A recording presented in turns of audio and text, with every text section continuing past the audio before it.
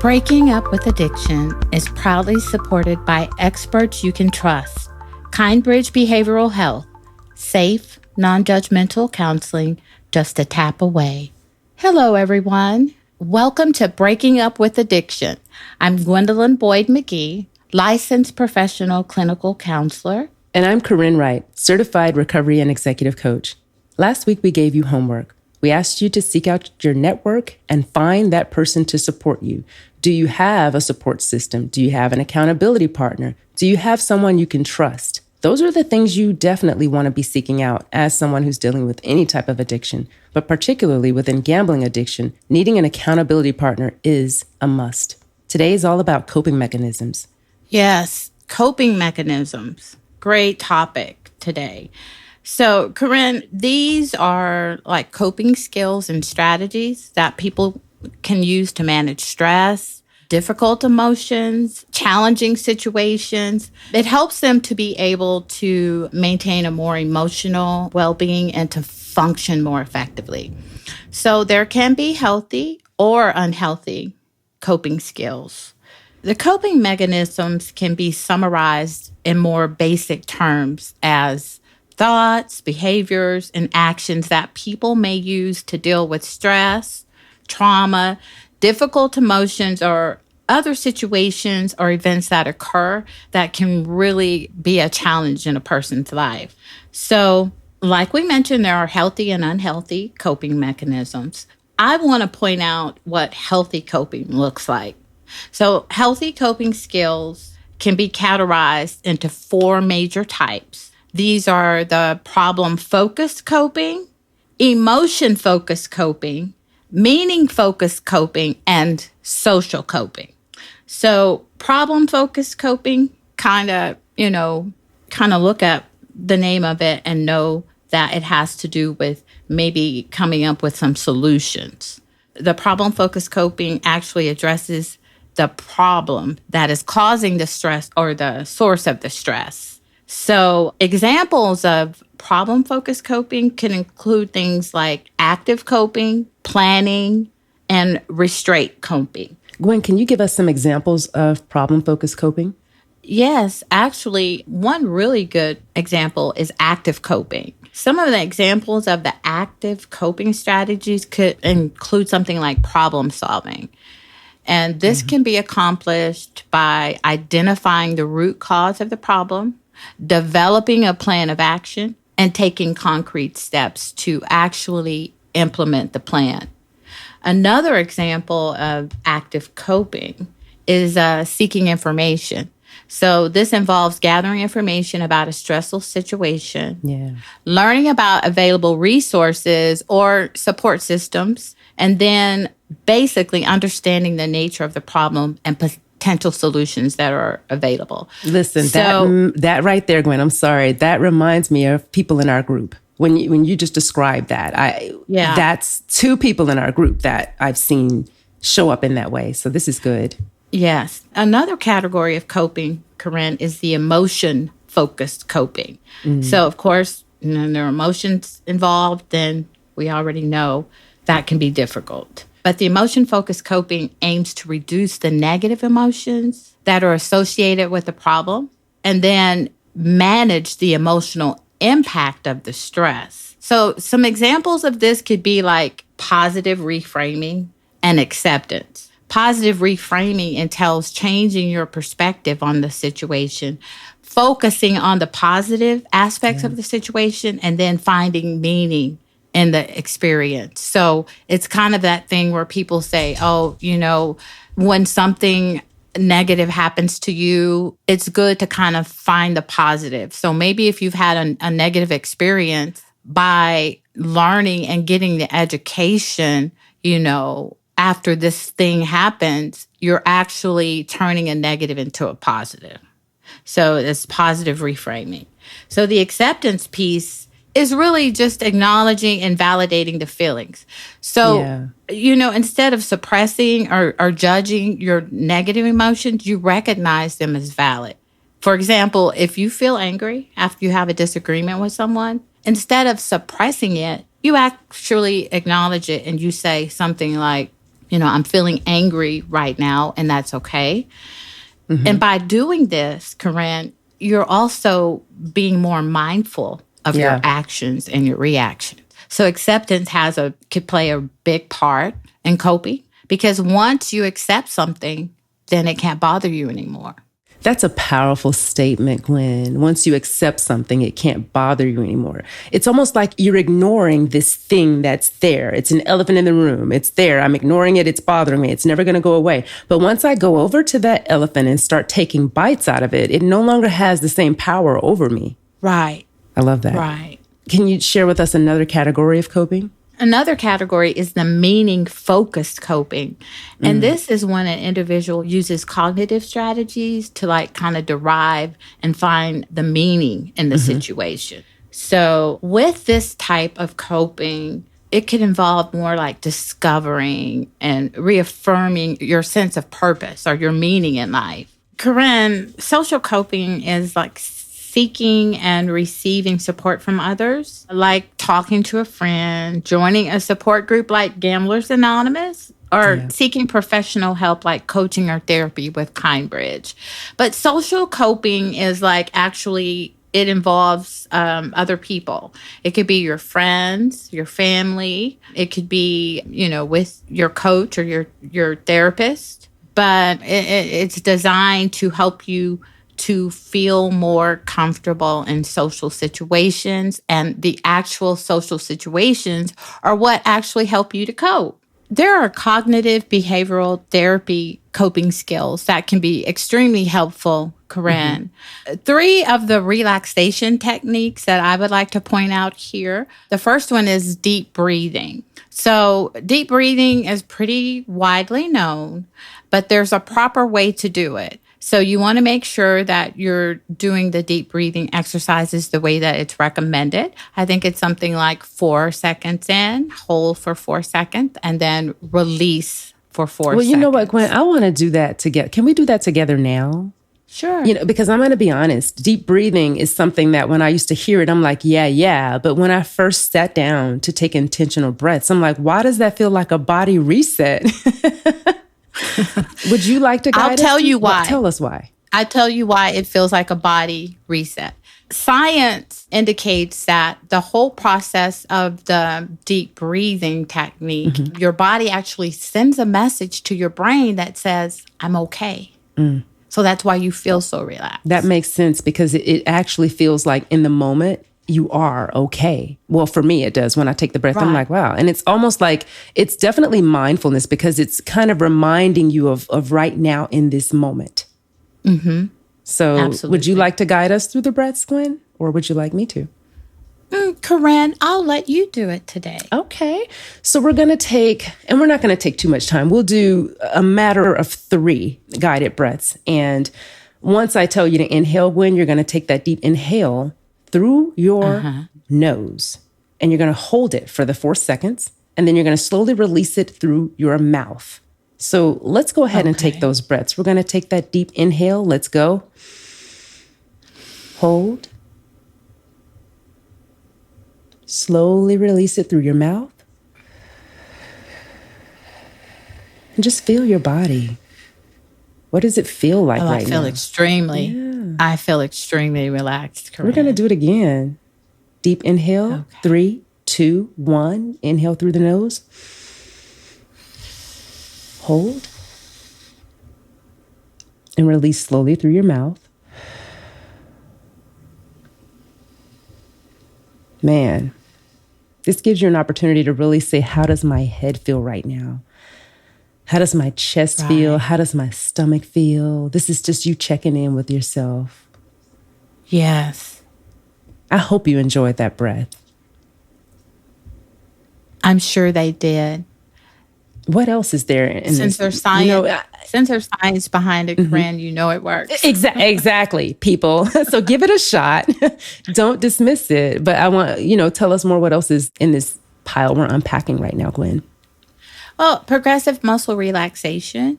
That's something that I worked with lots of clients who had maybe insomnia or maybe rumination going on in their heads before they go to bed, which, it's causing them to to experience insomnia. But progressive muscle relaxation involves starting off from your feet. It's like from the bottom to the top. And you start with your toes and you squeeze them, hold them, and then relax them. And you do that starting with your toes all the way up to your shoulders. And so this technique helps your body to be completely relaxed. And like I mentioned, it can be extremely helpful for people with insomnia or people who have a hard time relaxing before they go to bed. Yeah. And, another thing I wanted to mention, I know we've killed journaling, but something that is a successful thing to add into your nightly routine if you do have trouble sleeping is to journal before bed, to give yourself permission to offload those thoughts and put them somewhere for now so that you can get the distance between the overthinking and getting a good night's sleep. Right. And so the last relaxation technique that I'd like to present to our listeners is mindful meditation. And, with meditation, I've had clients talk to me and say, well, I want to try meditation. I've tried meditation, but it seems like, the thoughts are everywhere in my head. I can't really calm my mind, to really successfully meditate. For those people who struggle in that area, Corinne, I think guided meditation would be a perfect answer for them. I'm going to take that further. I have encouraged clients for years who want to get into some type of meditation, but they're not sure how or, what kind of guided meditation do you recommend? Personally, for me, what I recommend is that you develop a meditation. I want you to record your own voice, reciting your own affirmations, talking about where you see yourself going in recovery. Play that back in your ear. That's one way to replace those negative thoughts, that negative self-talk with positive self-talk. That's you. So, guided meditations are wonderful. If you feel like you're struggling to catch on or connect, develop your own. You are going to be your biggest champion and your biggest supporter in this journey. And we want you involved as much as possible. And I'd like to also make a point, Corinne. Our show topic today, coping mechanisms.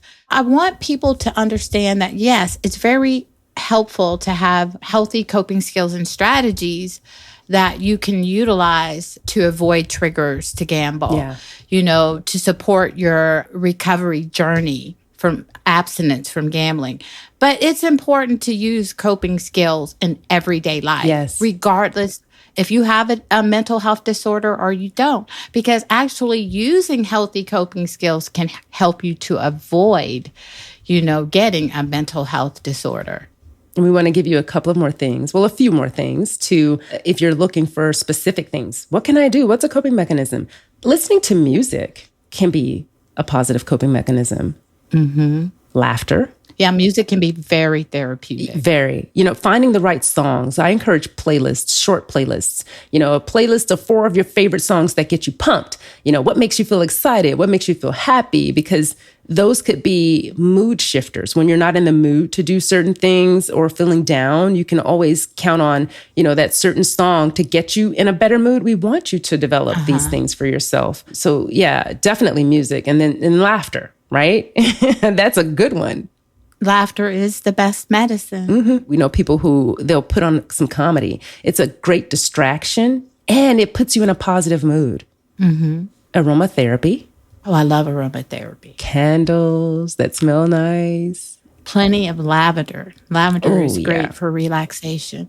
Lavender is awesome. Lavender is, eucalyptus, peppermint, any essential oils. It doesn't have to be those fragrances either. It can be any cherry blossom, whatever you like to smell. And remember earlier when Gwen was talking about visualization and how I mentioned the smell of this specific lotion that reminds me of being on the beach with my mom and Callie back in the day, if those smells bring up good memories, rely on them to be things that are always in your home.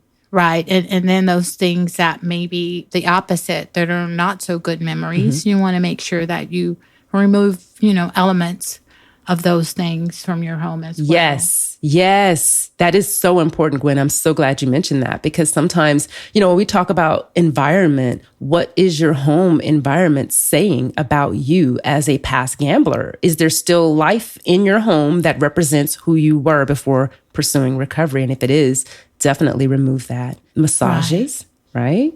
Oh, yes. Working on the body, getting de-stressed. Yes. Healthy eating. We've touched on how, your physical health is important, but, healthy eating things that are going to help you stay off additional medications. Because if depression is something you're already dealing with, imagine not having enough iron or enough potassium, or having to be put in a situation where now you are, needing blood transfusions, iron transfusions, or needing to go in for other health issues. We want you to not rely on, just vitamins for your nutrition. Rely on eating the right types of food that you can build in that same daily routine of habits to keep your body able. And drinking plenty of water. Let's not forget about that. Yeah. This is one of Gwen's favorite, the next one, guys. Limited screen time. Yes. I've heard you mention this so much in group. Well, and it's just helpful to not allow all of the problems and all of the feedback from the world into your head too much. You are right about that. And that's what social media is, really. It can be difficult for people. You don't want to, an hour before you're getting ready for bed, to be all up in social media and read something negative and then allow that to come into your head and be the reason that you don't get a good night's sleep and you're not prepared for work the next day. And just an example. Yeah, and seeing things, people's lifestyles that you might feel competitive. When you see certain things, how people are moving or living, and you thinking, if I could just win this money gambling, then I can do that. That's a danger as well. It is. Managing, filtering what comes up on your screen is going to be also equally important to what we're saying here, because if you're on there 30 minutes a day, 10 minutes a day, it doesn't matter how long you're on there. It matters what you're engaging in on the screen. Right. And, last but not least, we want to touch on grounding a little bit with you. Grounding techniques are strategies used to help individuals connect with the present moment and regain a sense of stability and security. And it involves focusing attention on sensory experiences such as touch, sight, taste, sound, smell. You might have heard someone mention things in the past about mindful eating, paying attention to what's in your food. Can you smell what it smells like? Can you taste the ingredients?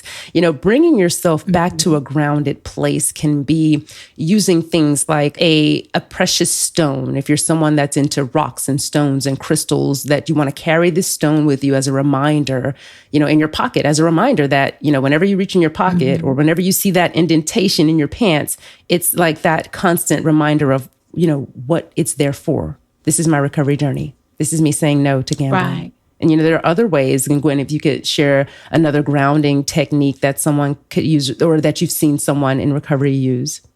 Well, I know that a really popular method is called the 5-4-3-2-1. Oh, yeah. But I want to offer an alternative to this 5-4-3-2-1 because this method actually, to properly do it, you would identify 5 things you can see, 4 things you can touch, 3 things you can hear, 2 things you can smell, and 1 thing you can taste.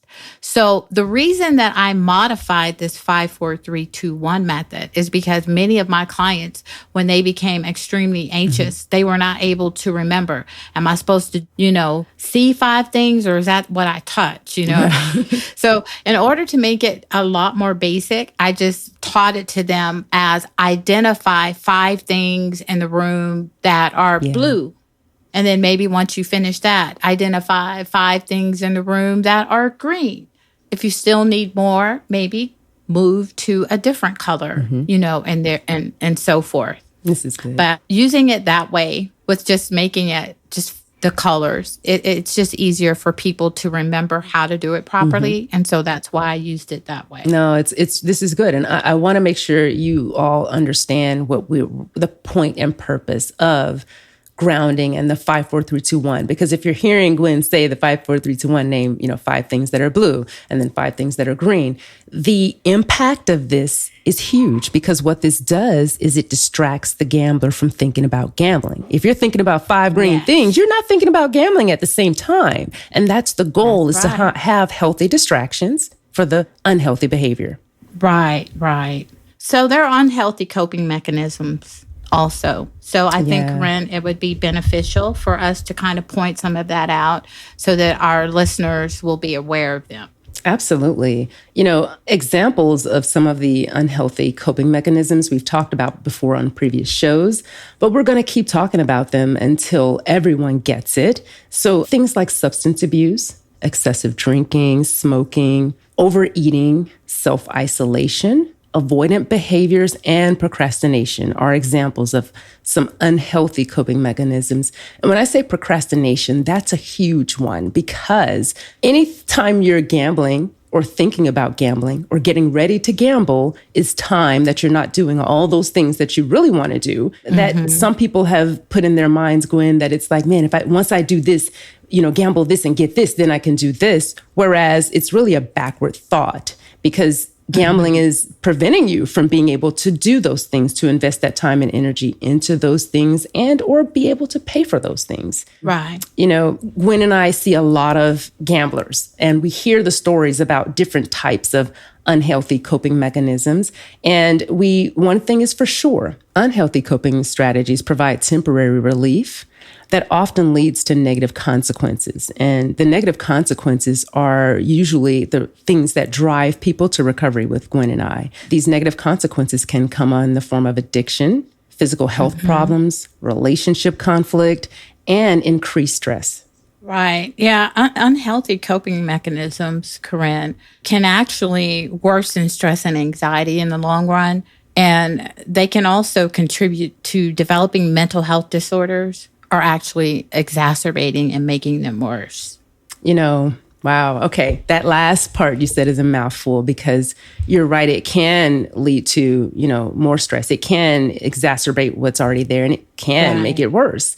I want to just share a personal story of how I was challenged with a situation where I had to figure out what my coping was going to be. And this was back in 2013-ish. I was working a corporate job that was fast-paced, high pressure. Every 10 weeks, I had to lay hands on anywhere from around 300 people and create plans for each one of these people, Gwen. That's a lot of people to have to touch and create a plan for. Yes. And, that was just one part of the rules of the road on this new role. And every day when I would go home, I was drinking a glass of red wine, Malbec to be exact. And I felt the de-stressing. I would go have that wine, because it started as I was a social drinker, go out with friends, you have the red wine, it calms you down. So I took it home. I'm like, this is something that can help me cope with the stress of this job. But that went on for months. And, it went on for months. It really did. And it got to the point where I was beginning to think about what else I could do, because my family has a history of alcoholism, and there are some full-blown alcoholics in my family. And I've never had whatever that feeling is or thing is that takes you over the barrier between I can drink and manage my alcohol to full-blown alcoholic. I don't know what happens to shift that line, and I didn't want to find out. I didn't want to mess around and find out, Gwen. I know. Yeah, that sounds very risky and very dangerous. It was risky. It was definitely risky. So I started doing things like, I'm a writer, and people at my job knew I was always writing when they would see me. So I started diving more into my writing, and that helped, but it wasn't like enough. And so I started writing on my lunch breaks at work. Then I started working on art and painting. And one day I decided to paint a wine bottle. And then I painted another and another. And then I decided, wait, I'm spending more time and energy in this creative outlet than I am drinking. And so I started asking friends to donate old wine bottles to me, any alcohol bottles. And I was creating art in these bottles. Gwen, it was over 100 bottles in my house, and I had not drank all that liquor, okay? Only some of those, small number of those bottles were from me, but the rest were from donations. Do you know, I'm looking around my apartment one day, and I said, I need to put on an art show. And I'm not an artist, Gwen. This is someone who had never picked up a pen to draw, but to write, yes. Scheduled the art show for June 15th.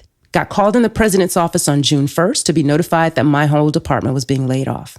Oh, no. Corinne, do you want to apply for this other role? No, because I have been praying to be an entrepreneur for 2 years. I just needed the gusto to go for it. So now I put this art show on the 15th, knowing I have 2 weeks left of this job that I've been at for 9 years.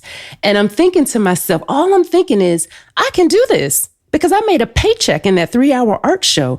All I did was shift my energy from pouring it into alcohol to calm my nerves to pouring that same energy into art, creativity. And I always tell gamblers, if you believe you have the strategy to be a great gambler, your strategy can be placed somewhere else and really give you a return. Right. Because right. Your strategy can be actually utilized as a coping skill. Coping skill. Strategy. Absolutely. And I'm telling you, the energy you feel, that desire, that urge to escape.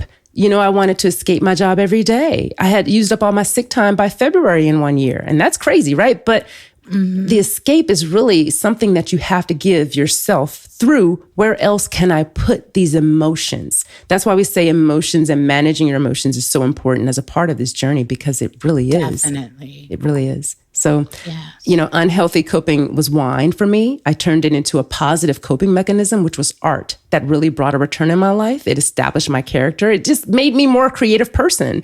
And I am, encouraging you to explore your own identity, explore yourself, whoever you are.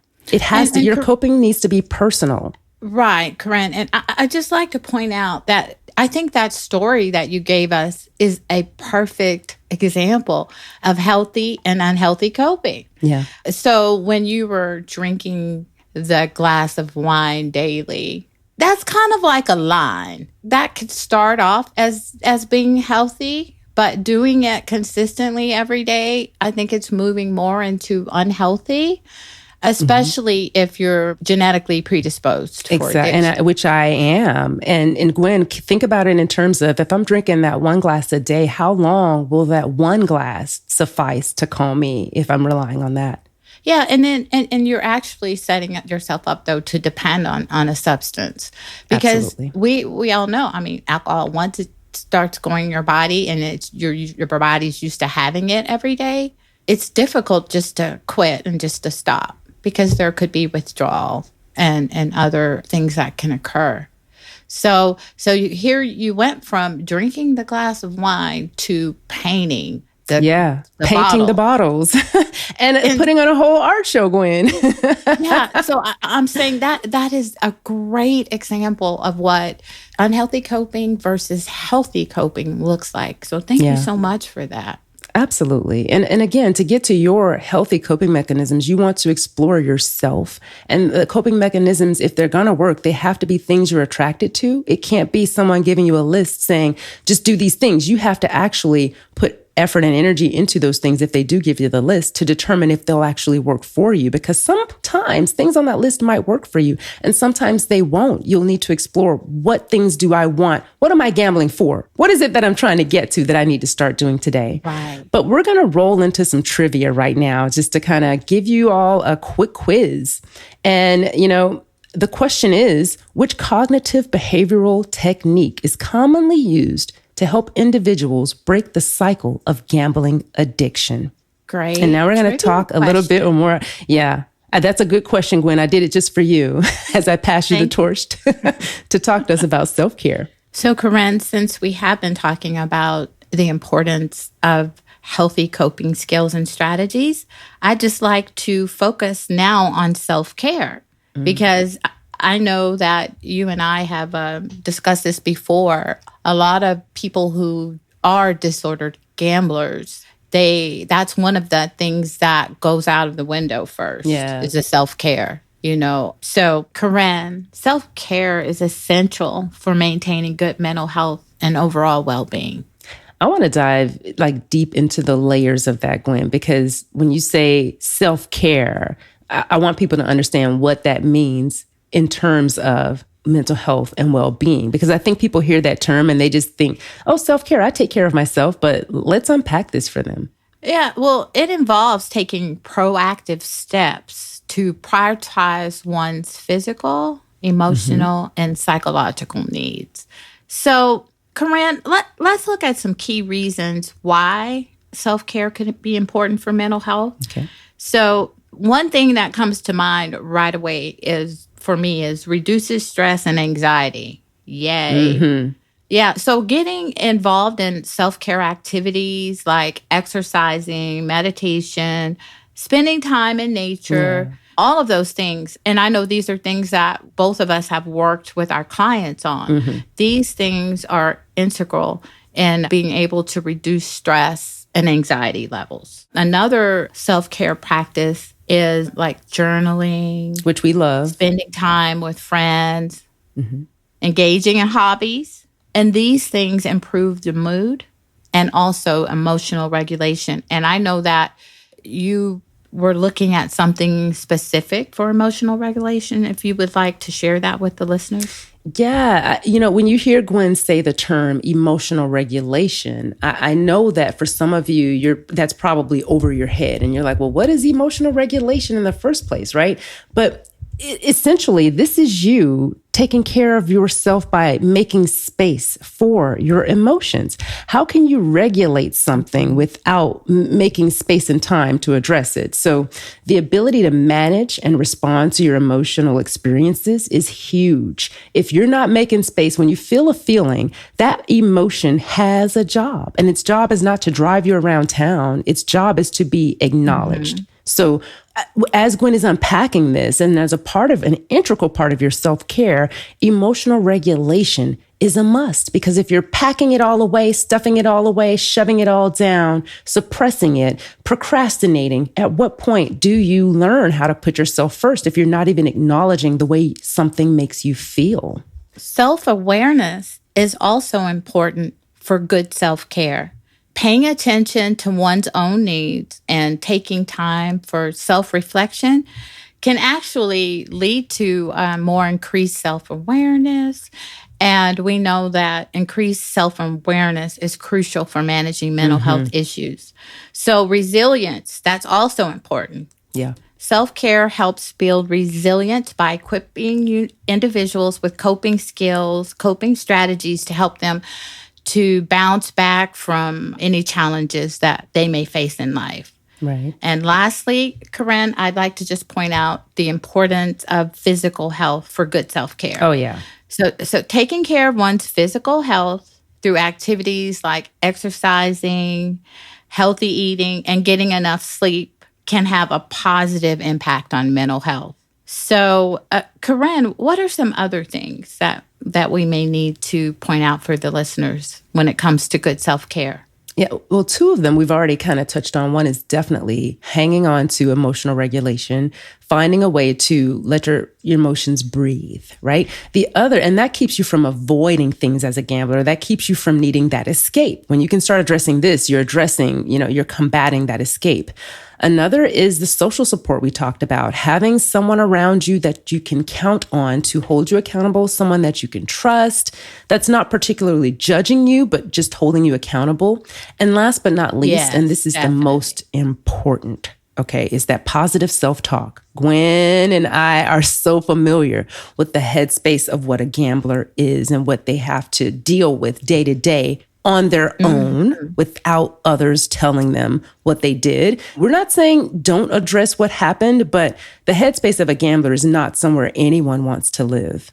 Oh, no. So positive self-talk is an absolute must. Your mind is feeding you all kinds of things throughout the day, but that's your voice. Join that conversation, dominate that conversation. You have to feed yourself positive self-talk. You are still a human. On the heels of that, we're going to roll into the answer to our trivia question that we asked you earlier.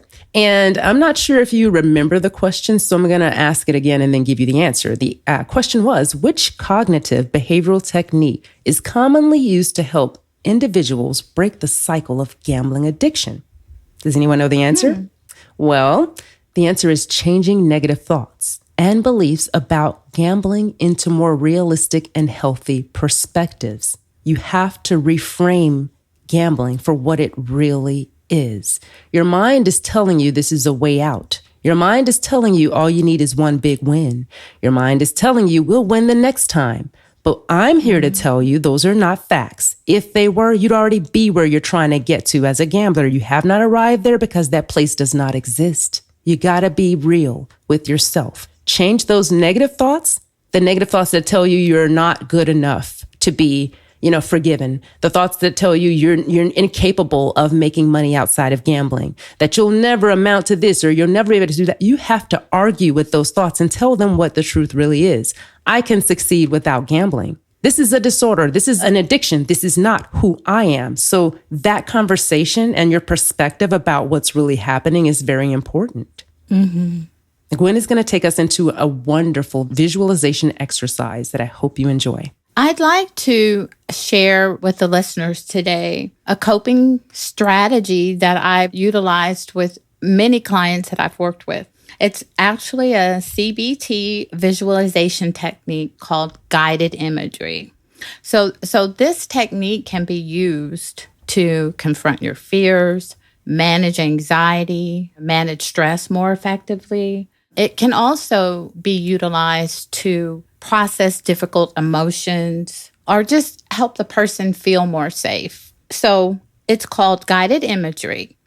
And the way that I usually do this with clients is first I ask them, what was a memorable experience, a time that maybe you went on vacation, you had a great time, it was a lot of fun, or maybe you haven't been on vacation, or maybe you don't have a lot of memories, right, that come to mind that are positive. Then you can go wherever you want to. You can create the experience in your head. It's almost like going on vacation, like giving your brain a vacation, I should say. Yeah. So normally I would ask the client about this experience, and I've had, varying answers. There was one client who really enjoys going to the beach. He had never been to Miami, but he said he'd like to go. So whenever he took a couple of deep breaths and relaxed, he would see himself in Miami. He would see himself on the beach, laying there in the lounge chair. He could feel the warm sun on his skin. He could hear all the laughter, see the girls passing by, in their bathing suit, and just felt really peaceful. Mm-hmm. It was a great experience for him. So whenever he experienced high stress, that was something that he utilized. And he said that it immediately helped him to feel better and helped him to be able to relax. So another client, she said she would like to go up into the mountains in Colorado. So whenever she used the guided imagery, she would relax, of course, take a couple of deep breaths, and then she could see herself laying there, in her campsite in the mountains. She's got a campfire. She's maybe roasting marshmallows. Yes. Maybe she's laying back on her blanket looking at the stars. But for her, that was just a vacation that she would take in her head. And it would cause her to be able to relax and manage her symptoms of anxiety and depression more effectively. Mm-hmm. And lastly, Corinne, I'd like to just share a third example. I had a client who grew up in England. Her favorite memory, she said, was when she and her brother and sister would go in the forest and they would run through there and play. So whenever she had stress or she was going through something and she really wanted to relax, she would lay back, and use this guided imagery technique to just go back to that forest. She could see herself, running through the forest. She could hear the trilling of the insects. She could hear the laughter of her brother and sister. And all of those memories really helped her to relax and to get her in a better place. Listen, I can see that. And there are three memories that came up for me that all have different ways of relating. One, the first one when you were describing this is I remember myself in my early 20s, maybe younger, in California with my mom at the beach. And for years after I left California, there was this certain lotion that every time I smell that lotion, and it was from Victoria's Secret, every time I would smell it, it would remind me of the beach in California. It had nothing to do with smelling like the beach, but that's the memory that brought up for me. Right. This is such a great way to reflect back at times that make you feel, whole, good, solid, grounded. I love that. Right. It's amazing, really, the power of our memories, and the way that we have them stored in our brain. It's amazing how these kind of techniques can be so beneficial for people. They really can. To help them to be selective with, remembering positive experiences for good self-care. You know what else comes up for me is, in terms of social support, self-care, and those memories, right? I have my tribe, my crew, my group of girls, and we hang out. And sometimes, because I'm very much a homebody, and so if it's a matter of me going out, I have to psych myself up mentally. One of the things I'll do is reflect back to when me and my sisters and my cousin were in Paris. And I'll imagine us walking down that street at night to our hotel and the energy we felt and how happy we were. I will pull that memory up and it gets me up and dressed to go out with my friends if I don't. So these are real things that, we don't give ourselves time to sit down and do and imagine and think about that can really have an impact on how we move and the choices we make. Absolutely. Yeah. I love that so much. I love visualization. I'm a daydreamer. So that is one of the things that I know for me has been a great coping mechanism, because if I can visualize it and envision a picture of a thing, for me, the next step is, what are the steps that get me there? I write an action plan and then I just take action and I get there. That's how I see success happening in recovery, is you visualizing, what the next 4 hours could look like without gambling, and then give yourself an opportunity to celebrate that milestone goal and then envision the next 4 hours and then the next 4 hours, because every 24 hours of recovery is a milestone and you have to celebrate those small wins, but start with something like visualization to help you get there. See it first. Right. Good point, Corinne. Yeah. Are we ready to move into some daily routine building, Gwen? Sure. Let's do that. Okay. I definitely want your insight here, because it's hard to change habits. It's hard to change your lifestyle. Change is hard. It's hard, period.